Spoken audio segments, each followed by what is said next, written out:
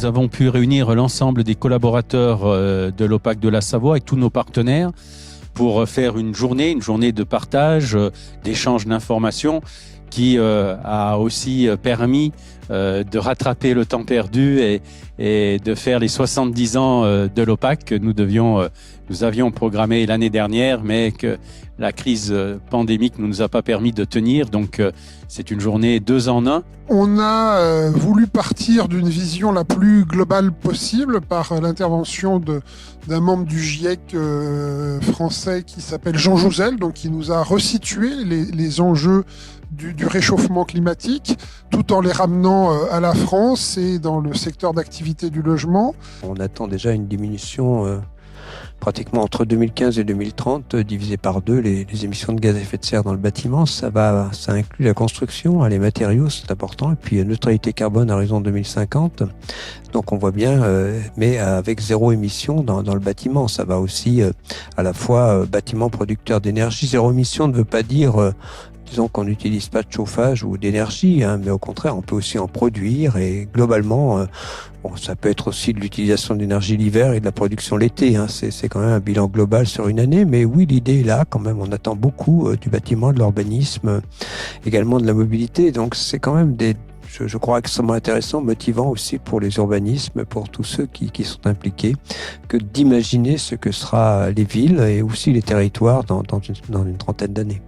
On a ensuite eu une table ronde avec des élus, maires, parlementaires, des acteurs importants du monde du logement social ou des architectes très connus qui ont, eux, amené une vision effectivement de comment on fait les choses, comment face à ce phénomène on se mobilise. Ce qui était le plus intéressant, c'était de voir que l'OPAC de la Savoie, puisqu'on est là pour eux, est resté dans une dynamique quand même d'aller vers l'avant, de rénovation du patrimoine et puis du bien-être des habitants. Et je crois que notre métier doit toujours garder ça à l'esprit, c'est que on n'est pas des constructeurs d'objets, on est des concepteurs de bien-être au service de l'humain. Plus que des sculpteurs de béton. Ce que je retiens, c'est la préoccupation territoriale, notamment du maintien du logement en résidence principale, que ce soit d'ailleurs en agglomération ou en périphérie d'agglomération ou en zone de montagne.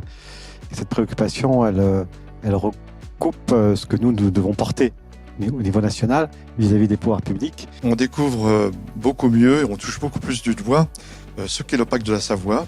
C'est vraiment une très belle maison et puis sa raison d'être, de pouvoir favoriser l'habitation en primo-locataire pour des gens qui n'ont pas tout à fait les moyens dans des lieux où l'immobilier est extrêmement cher et très tendu. C'est vraiment l'outil idéal pour travailler avec eux. On a eu notre époque renouvellement urbain qui était nécessaire.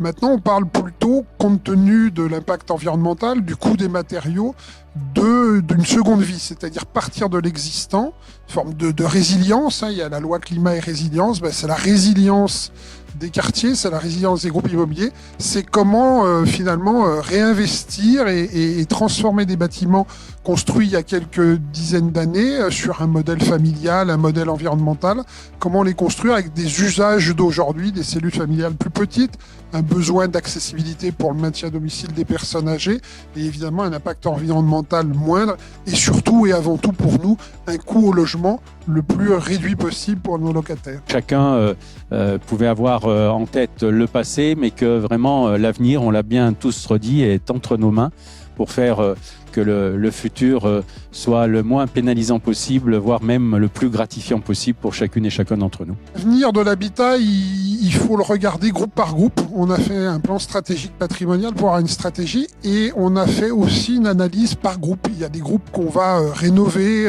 de manière très importante. Il y a des groupes sur lesquels une rénovation très légère est suffisante. Il y en a peut-être d'autres qu'on va vendre, d'autres qu'on va démolir. Bon, l'essentiel étant plutôt de la rénovation, mais ça passe par un travail très fin, très précis, groupe par groupe.